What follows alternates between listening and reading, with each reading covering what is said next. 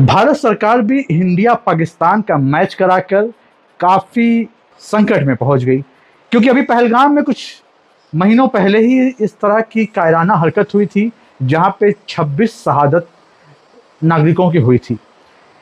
जबकि भारत देश के अंदर एक गुस्सा था, एक नाराज़गी थी पाकिस्तान के साथ मैच खेलने को लेकर।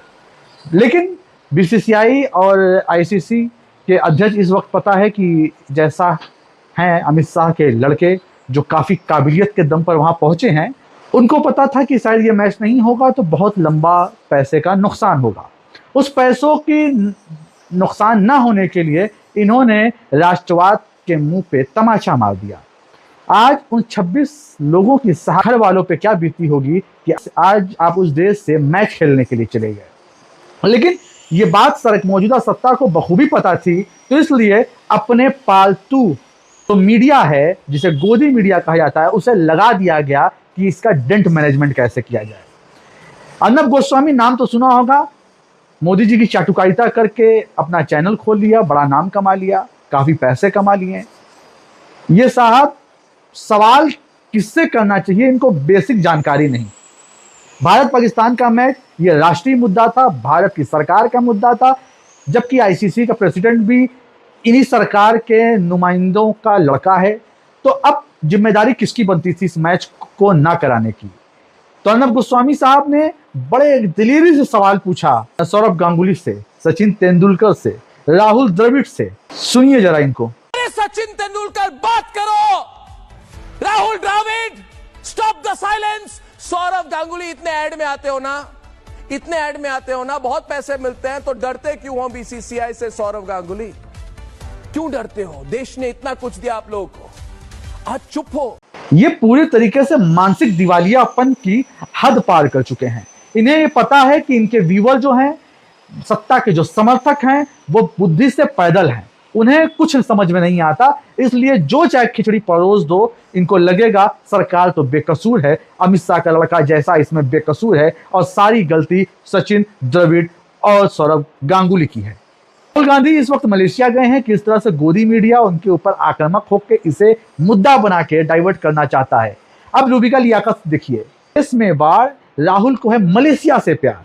अब इस थंबनेल से आप समझ सकते हैं कि रूबिका लियाकत कहना क्या चाहती हैं। ऐसे लगता है कि राहुल गांधी की वजह से ही बाढ़ आई है, राहुल गांधी के हाथ में सारा तंत्र है, राहुल गांधी को ही पीएम केयर फंड से रिलीफ फंड रिलीज करना है, राहुल गांधी को ही सेना को आदेश देना है, राहुल गांधी को तमाम रिसोर्सेज भारत के लगाना है। इस तरह का थंबनेल इन्होंने कभी मोदी जी के लिए नहीं इस्तेमाल किया। क्यों? क्योंकि पालतू मीडिया है, पैसे वहां से आने हैं, और ये सारी स्क्रिप्ट इनकी लिख के पीएमओ से आती है कि आपको खबर कौन सी चलानी है। India TV, after Bihar Rahul वैकेज अब्रॉड। इन साहब के भी पेट में मरोड़ हो रही है। शायद पीएमओ से यही आदेश आया होगा कि आप इसी को नेशनल खबर बनाइए। इधर सुशांत सिन्हा, जो वही पेशावर लाहौर पे कब्जा करवा दिया था रातों रात, वो ये बता रहे हैं कि राहुल गांधी गए हैं छुट्टी मनाने, और इधर पीएम मोदी बड़ी मेहनत कर रहे हैं और बड़ा धमाका कर दिया है भारत का पैसा लूटने वालों को लेकर। कौन सा धमाका हुआ है भाई? इस धमाके की आवाज़ तो किसी ने नहीं सुनी। तो कहीं ये सत्ता की चरण वंदना में, चाटुकारिता में इन्होंने तो हद पार कर दी है कि ये पूरे देश और दुनिया में किस तरह से अपनी छीछा-लेदर करा रहे हैं पत्रकारिता के नाम पर। एक है नफरती चमन, नाम है अमन, लेकिन इस बंदे की डिबेट देखिएगा तो यह टोटल है नफरती चमन।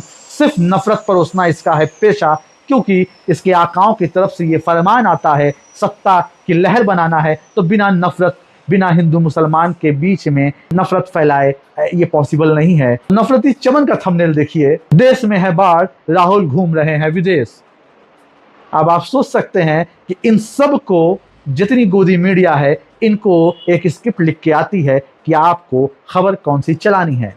पहलगाम में हमला हुआ था, बिहार का चुनाव सेट कर रहे थे, तब शायद इन तमाम गोदी मीडिया वालों को ये सवाल, ये ऐसे थंबनेल नहीं याद आए होंगे।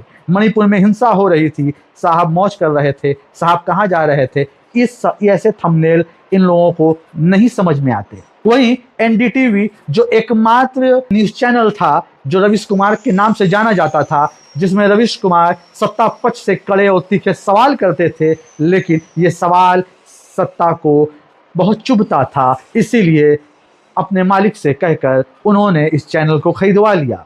अब ये चैनल पूरी चालीसा पड़ता है, वो भी मोदी जी की।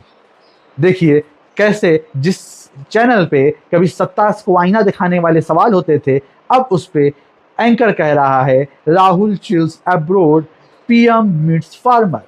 Familiar political storm has begun even as Rahul Gandhi chills abroad. With 2 decades of being mocked as a reluctant politician, flexing the freedom to vacation abroad every time the heat builds up is a risky message to send out, especially in election season. Rahul's inner circle likely believes these trips are a signal of defiance, a way to say he won't bend to the expectations set by a workaholic prime minister who, by the way, heads to flood. मतलब इन्हें भी चिंता विपक्ष के नेता की है, ना कि प्रधानमंत्री के कामों की, देश में जनता के सुख सुविधाओं की। आई लव यू बनारस का आपने साइन बोर्ड देखा होगा, I love you Ghazipur, I love you Azamgarh, I love you Lucknow, इस तरह के बोर्ड आप हर शहर में देख रहे हो। जबकि ये साइन बोर्ड पहले नहीं थे, लेकिन जो भी साइन बोर्ड लगाया है उन सब पे एफआईआर होनी चाहिए, क्योंकि ये सारी चीज़, ये सारे नए काम हैं। अब आप सोच रहे होंगे कि मैं I love you Banaras, I love you Azamgarh या आई लव यू अपने शहर के नाम लिखने पे मैं एफआईआर क्यों कराऊं। ऐसा कानपुर की उत्तर प्रदेश की पुलिस ने किया है। जश्न ईद मिलादुन्नबी पे कुछ लोगों ने आई लव मोहम्मद का साइन बोर्ड लगाया था, उस पे अब हिंदू संगठनों के आपत्ति के बाद इन्होंने उन 8 लोगों पे एफआईआर करा दी, और ये कहते हुए कि ये एक नई परंपरा चालू हो रही है, ये नया काम चालू हो रहा है।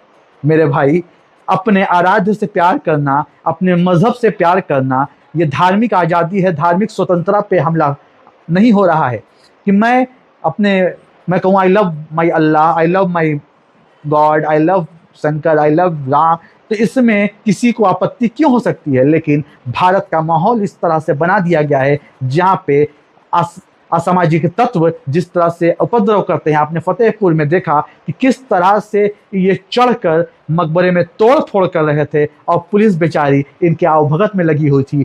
तो वो उत्तर प्रदेश की वो पुलिस जिसकी हिम्मत नहीं हुई इन लोगों के खिलाफ एफआईआर लिखने की, हुड़दंग मचा के जो समाज में नफरत फैला रहे थे उनके खिलाफ, उनसे डीएम एसपी तक ऐसे आरोपियों से इस तरह से मिल रहा था जैसे वो बड़े माननीय हों।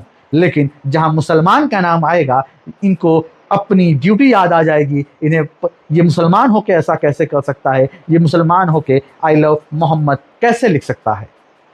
तो ये है हमारे उत्तर प्रदेश की कानून व्यवस्था, और सलाम करता हूं पुलिस अधिकारियों को जो इस तरह के आदेश को लेते हैं। मतलब कि अब जो हिंदूवादी संगठन के असामाजिक तत्व हैं, जो उनके गुंडे हैं, वो प्रशासन को चला रहे हैं, इससे साफ जाहिर हो रहा है। अगर आपको ये वीडियो पसंद आया हो तो लाइक करें, शेयर करें। अगर हमारे यूट्यूब चैनल पे हैं तो चैनल को सब्सक्राइब करें, कमेंट करें, और हमें अपनी प्रतिक्रिया दें कि किस तरह से ये देश को और प्रदेश को किस ओर लेकर जा रहे हैं। आज के लिए इतना ही, मिलते हैं अगले वीडियो में। तब तक के लिए नमस्कार, सत श्री अकाल, जय हिंद, खुदा हाफिज।